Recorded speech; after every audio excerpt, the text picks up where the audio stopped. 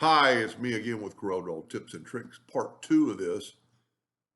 I didn't know if this could be done, and then I was actually going to ask my mentor, Roy Brewer, and I did a video, and it's pretty cool, but it's not as cool as this one.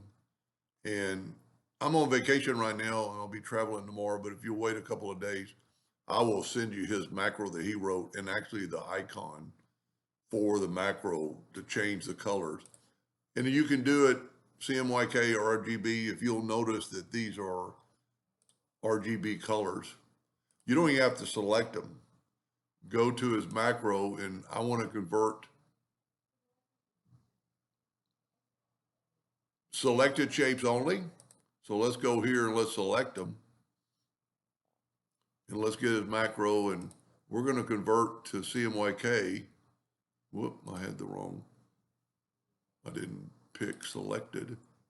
Selected shapes only, and turn them to CMYK. And look at that.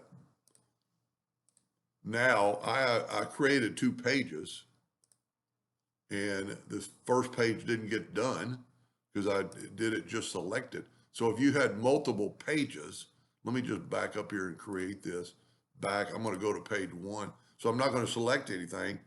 I'm going to go to his macro and document shapes to CMYK.